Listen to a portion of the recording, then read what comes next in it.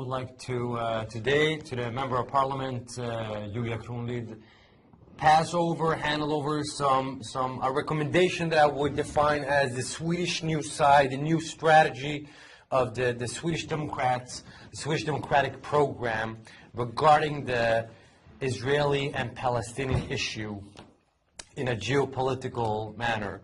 So first of all, it's a very simple, briefly, 7-point program where it's an action program where we firmly believe in this is the most optimal way for you as a Swedish National Christian Party to stand side by side with the only democracy in the Middle East, which is Israel, the state of Israel, with its thriving democracy, with its thriving diversity most of all. So just to summarize up,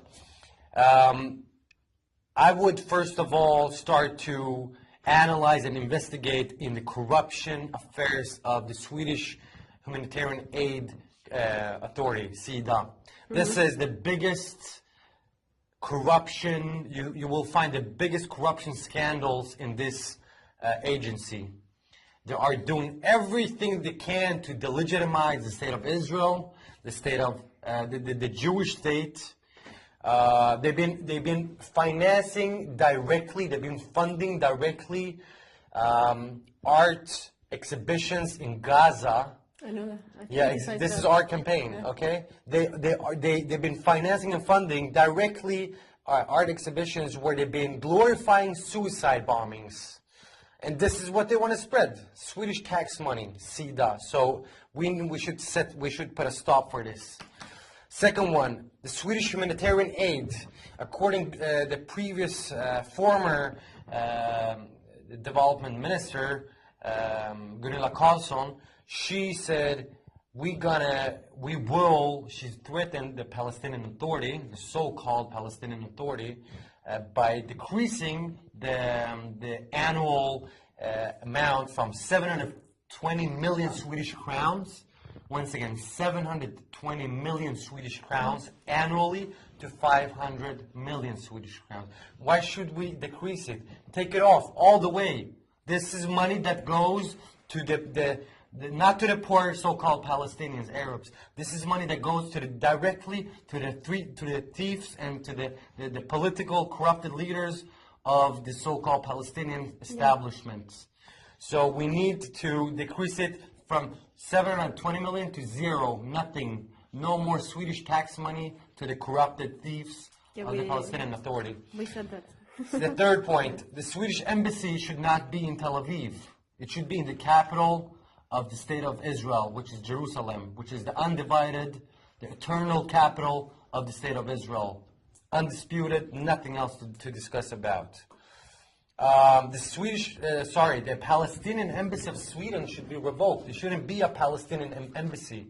They updated. You are the only party that said no to the Bravo. Only party in all the other parties said yes. We said first they should be a country, then they should have an embassy. Exactly. Only embassies to countries. They are not a country. Even though they don't have a country, they could have a consular, but not when they are partnering up with Hamas. Sweden is a extremely good example, a bad example on partnering up with terror regimes. Sweden today is cooperating with the Islamic Republic of Iran, the biggest exporter of state-funded terrorism. Hamas, Hezbollah is the two most prominent organizations, and they are working throughout their proxies, through their embassies and ambassadors throughout the world to exporting terrorism. The Islamic Republic of Iran. We should kick out these people. If Sweden is a democracy, we should fulfill that by kicking these embassies and people out. All right. My fourth point, the Swedish church, what is their actual task? What is their actual assignment? It is a theological institution or a political institution? That's a good question. You need to raise this because we don't want to see the Bishop of Sweden, to partner up with the so-called Palestinian cause and once again legitimizing the state of Israel and the Jewish people. And of course, the free churches around Sweden that are pro-Israel, that are Zionists, that love the only democracy in the Middle East, we should actually raise that question as well. It is Swedish. The Swedish church is a corrupted organization, and they have totally left the original path, which was supposed to be a theological institution and not a political one.